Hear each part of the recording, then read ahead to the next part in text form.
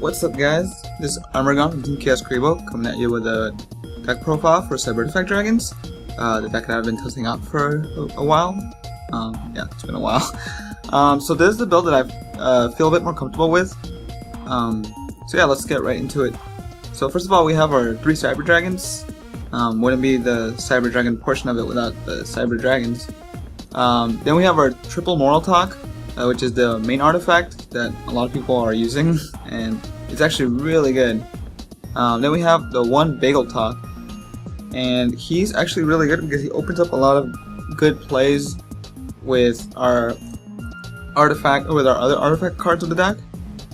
We have Triple Dry, pretty good because you can normal summon him and make all Cyber Dragons level 5, and he himself counts as Cyber Dragon on the field and in the grave, which is really good. So of course all of our monsters are mostly light, so we have the 1 Honest. We have 2 Card D for the draw power, because sometimes this deck is lacking the draw power, so Card D tries to make up for that. Then we have the Triple Dragon, Cyber Dragon Core, which is the key card that came out for Cyber Dragons, and honestly it's actually really good because it can bring out your repair plants when it's normal summon, and you can use it even in the graveyard, so it's really good. We have the 1 Instant Fusion, which is useful for going into our rank 5s. We have Double Power Bond. This card's kind of iffy because if you think about it, we're only running 9 Cyber Dragons, and we have a couple more like other artifacts in the deck. So some people have told me that triple Power Bond is the way to go, but like I feel really comfortable with 2 Power Bond. I tend to draw it when I need it, or I open up with it when I don't need it, but 2 is a really good number. We have the 2 Duplication. Unfortunately, we have 2 Duplication, but our only 1 target is Core. Yeah, Core is pretty much the only 1 target for our Machine Duplication. Then we have the Triple Cyber Repair Plant, which is the searcher for our Cyber Dragons. Well, it's technically 1 light machine monster, but in this deck you'll pretty much only be searching out Cyber Dragon, Cyber Dragon Dry, or Cyber Dragon Core. And overall, it's really good because you can add 1 to your hand, and when you actually have 3 Cyber Dragons, you can return you can target 1 light machine and return it back to the deck, which is really good when you have a Core in the grave, so you can sort of reuse some of your Cyber Dragons that are already in your graveyard, put it back in, then use Core's effect to bring them back out again.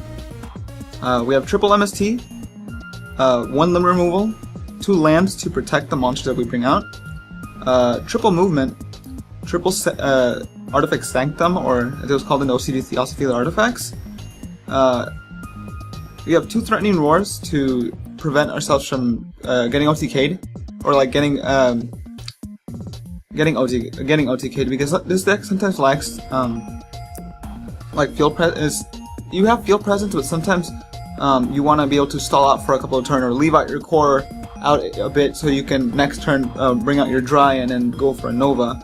And 2 Trap Stun to ensure that our plays go through.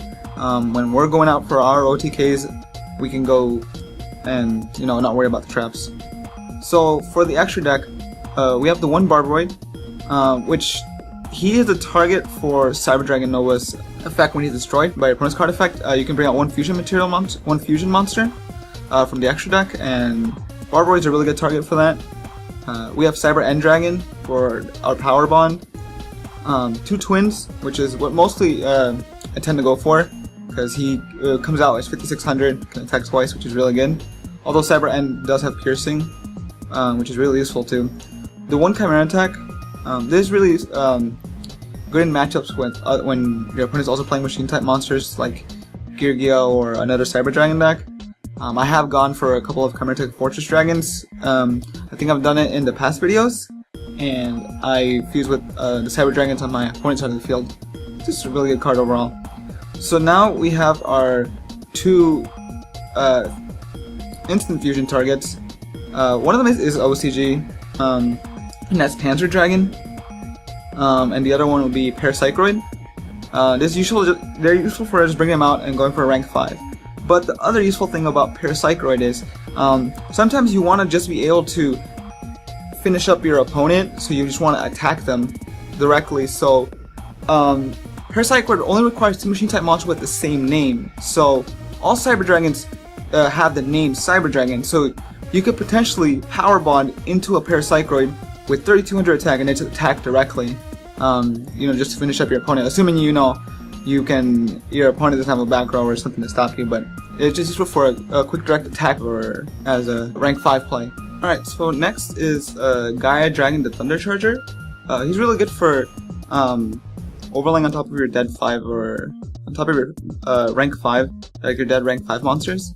Then we have Consular Ptolemy M7, which you can always overlay on top of a Pleiades that you've already used up. Then we have Wind Up Arsenals and Mayo for our rank 5, the other machine rank 5. Then we have 2 Pleiades, 1 Volcasaurus, and 2 Nova. So then now I'm going to talk a bit about some of the cards you can play in the deck, and they would actually work pretty well. So first of all, there's Machina Fortress. He's really good. He's a big body. You can discard him alongside their other machines to bring him out from the graveyard, and it's overall really good. If he's targeted by an effect monster, you can look at your opponent's hand, discard 1 card from their hand, or when destroyed by a battle, you can destroy 1 card on their side of the field. Next is a third card ID. Like I talked before, the deck sometimes has problem with a bit of draw power, so sometimes you want to play that third card ID to be able to draw into the cards you need. And you should have enough protection. You have the 2 Threatening Roars and the triple Sanctum to bring out your Moral Talks. Next, 1 card that isn't there is Overload Fusion. And of course that way you would play Chimera Tech Overdragon. You do have 11 machines, and Overload Fusion is a great card late game, but drawing early into it doesn't work out very well. So if this was a pure Cyber Dragon build, I would recommend running Overload Fusion. Of course, the third Power Bond, as I mentioned before, people have said that I should run triple Power Bond, but 2 is really good for now. The 1 Dark Hole. The one thing I don't like about Dark Hole is that sometimes destroy your own monsters, so sometimes it can be bad, or sometimes you can do it on an open field when they have monsters, but you sometimes want them to have monsters so you can special out your Cyber Dragons. Reckless Greed, you could run 3. I would not if you are going to run Reckless Greed, I would recommend running 3. Of course, more draw power, but like this goes more into like the Cyber Dragon OTK version, and this one is more of a Cyber Dragon Artifact version. And last is DNA Surgery. So DNA Surgery is a great side deck card. Most people tend to side deck it, and it's really good because if you do main deck it, some problems is that you won't sometimes be able to see an artifact and a Cyber Dragon on the field at the same time, so you can go into rank 5. There are ways of doing it, like if you already have a Moral Talk and then you go core Machine Duplication, bring out 2 Cyber Dragons. You could overlay into Cyber Dragon Nova, detach, bring back Cyber Dragon, overlay, and go into Pleiades or Volcasaurus or any other random rank 5. But DNA Surgery could work really well because it could turn your artifacts into machines. So when you overlay into a dry, you can, or when you play your DNA Surgery and you turn it into machines, you can normal summon your dry, turn him into a level 5, and then exceed into Nova with an artifact. So it works out really well. So yeah, of course any comments would be appreciated to fix the deck. But overall I think this version of the deck is really well.